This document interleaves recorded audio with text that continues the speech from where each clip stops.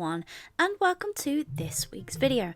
This week, as you can probably guess by the title of this and the colour palette that's in front of us, that's right, we are doing the Halloween colour palette challenge.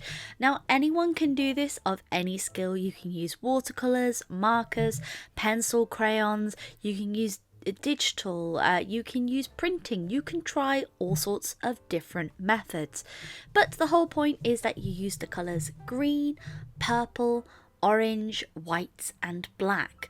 So here I'm getting myself some mixed media paper. As I'm using a mixture of different materials, it is absolutely perfect for me to be able to do that. So now let's sketch out my design. So I'm wanting to do something that's a little bit Halloweeny, a little bit something that really captures all these colours together. And this month, as voted by Patreons, the theme is Spooky Scary Skelly Cat, and the kitty that's in this is a cat called Bones, who was actually designed as a part of my Harvest Witch illustration that I did on Instagram. It's one of my favourite illustrations I've done, and he was a character that I actually designed back in 2016, I believe, 2016, in my Halloween, and he's a cat that has a pattern on his skin that looks like bones. It's not meant to be accurate because it's a pattern on his fur coat. He's an all black cat with orange fur, and since they chose this theme, I thought it'd be absolutely perfect while I'm doing this free marker challenge, not only for it to be the print of the month for Patreons, but also have this lovely spooky theme about it. You're still able to get this if you are interested. Patreon is linked down below. There's lots of exclusive stuff that is on there that isn't actually available here. And this month, as well as this print and stickers, Patreons will get an exclusive PDF with the adventures of Bones in the pumpkin patch. So it's a few little fun things there, as well as some exclusives as well. But let's talk about this challenge. This challenge is a really fun one. I love palette challenges. I find them an awful lot of fun to do, since they're really challenging to push yourself on doing something that you would not normally do. Now, I love using the green and orange palettes a lot individually. For my Halloween that I did a while ago, I did it where it was all one hue, so it was all orange, or it was all green, or it was all purple. And this year for Witchtober, I've actually challenged myself while painting with inks to only use the colours purple, green and orange, which have been proving to be very, very difficult, especially when painting with inks. So I wanted to give myself a little bit of a challenge that still is using those colours, but allowing myself to branch more out of the materials that I'm currently using. Since with Witchtober, I have been using only the green, orange and purple inks and nothing else. I thought it'd be really fun to actually challenge myself to be able to use my pencil, crayons, use my markers, still being able to push myself with the palette, but being able to do a palette the way I want to. I wanted to do a really busy illustration, and this is so that the focus is on the main character, but there is lots of little things that are around the character that is not only to do with like Halloween and spooky sort of themes, but also to do with what spooky little Bones cat does in his adventures.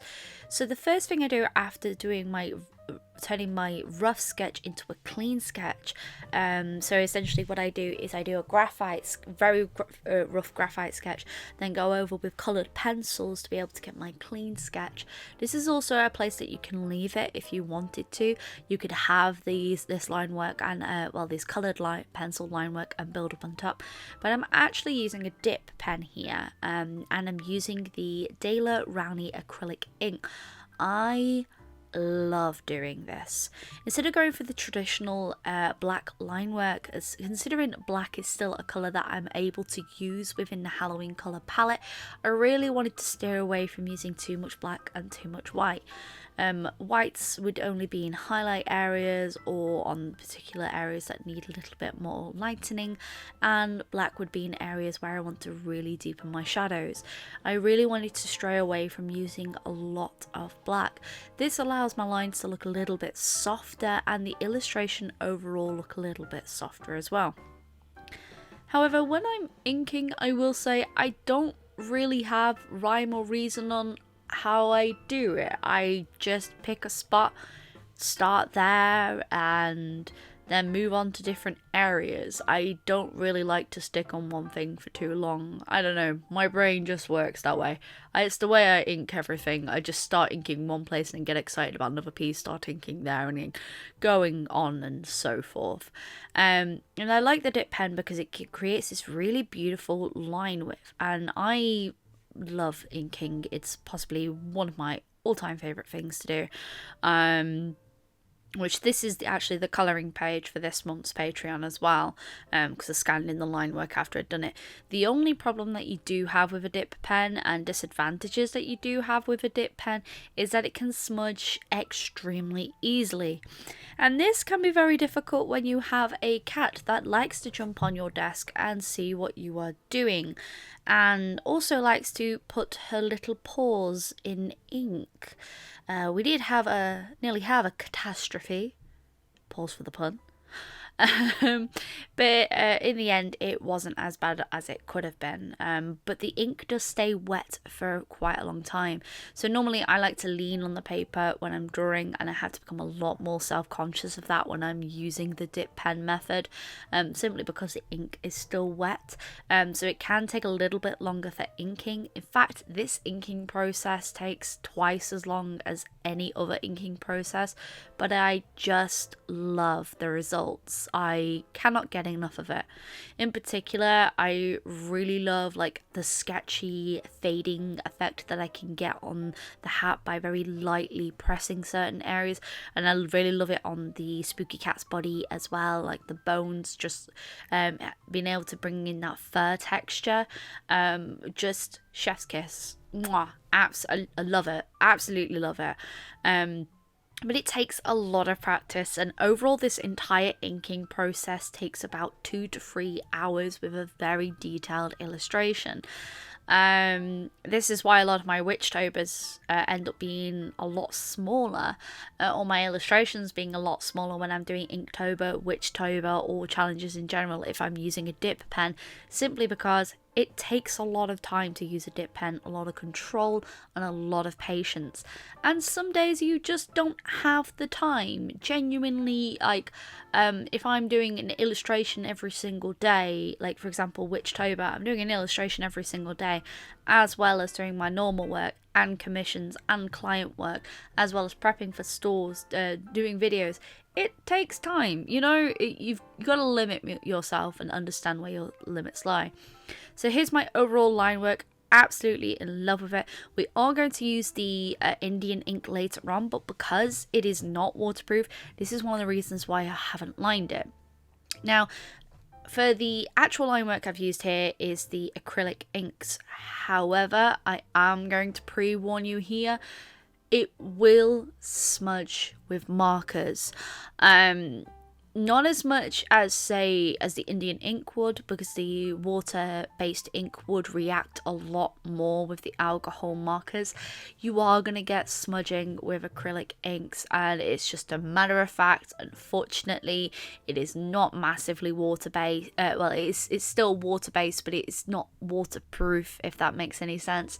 You could probably get away with it if you're doing very light washes, but you are going to get smudges.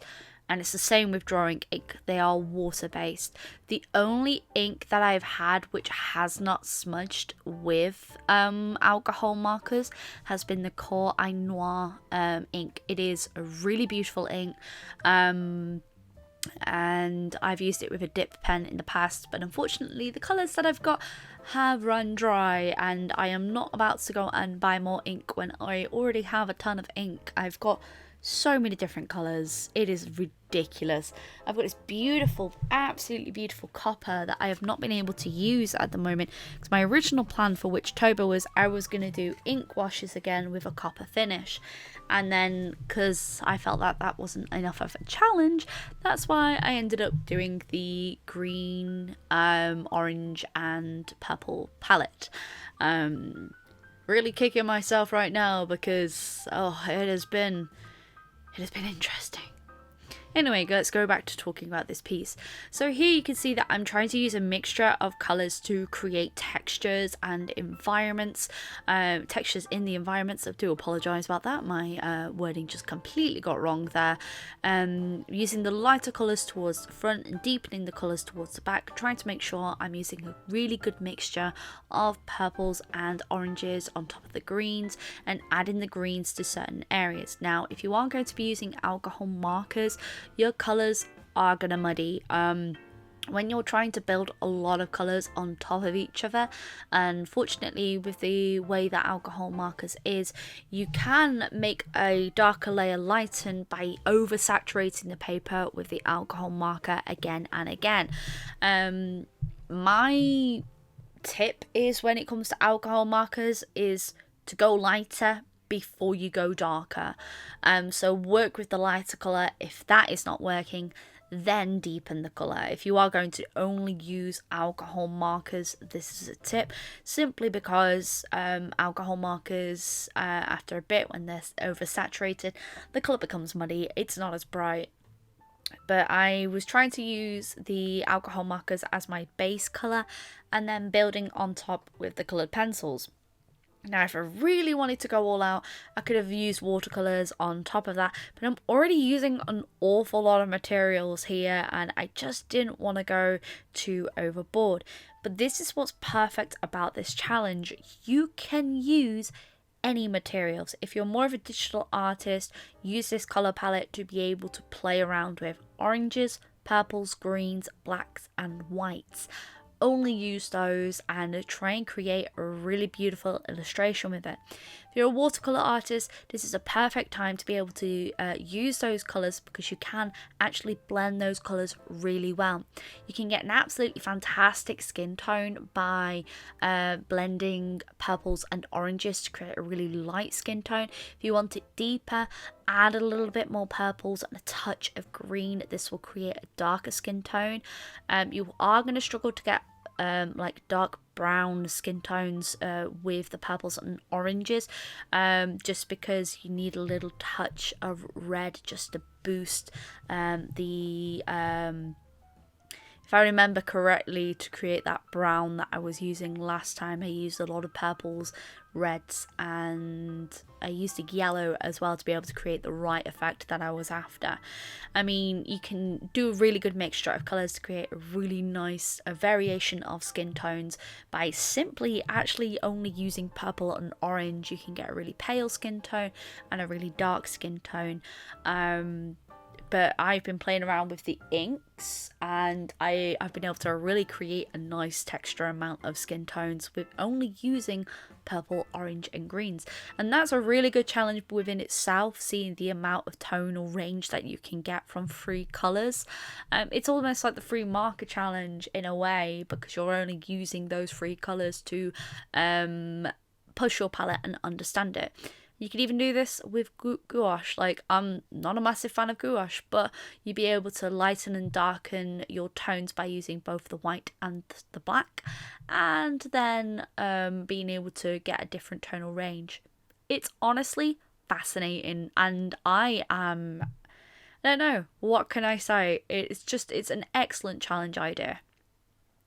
So now I'm going into the background, and I'm using that Indian ink, and you can see that the Indian ink has a lot of texture, and this is with it being a non-waterproof ink. It has a lot of texture in the paint, a lot of bits, and this is just the nature of Indian ink itself. It's to do with the process of the way that the ink is made. It has a lot of bits inside it unless you're using it in a dip pen. Indian ink is perfect if you are watering it down and using very light coats, but the darker you go, you're going to notice more texture within your water. Now, this can create a fantastic texture effect that you can utilize, but if you want a really smooth granulation, it's going to be quite difficult. I would suggest, if you are going to use Indian ink, take some time to practice with it. It is really beautiful. I've used it in the past, but it does take a lot of practice, and it does give your work a different texture, but it might not be a texture that you are used to. So after I did this, I spent some time looking over the illustration and deepening certain areas, and here is my quote unquote final illustration. I might actually go through this and deepen certain areas, just because there's certain areas that I know with a watchful eye, after looking through it a few times, that will probably be deepened, especially the shadows. But here is my Halloween palette challenge. I really hope that you've enjoyed this, and I can't wait to see what other people would do with a Halloween palette challenge. I think this is a really fun idea for anyone to try out, and a really good project to do as well. Hope you have enjoyed this video. Here is some amazing work that you have tagged me in over the last few days. Seeing everyone's work for Witchtober using my prompt list has been phenomenal. I cannot thank you enough. It has been an absolute delight to see. Thank you all so much for watching. I hope you have a wonderful day. And as always, folks, stay creative.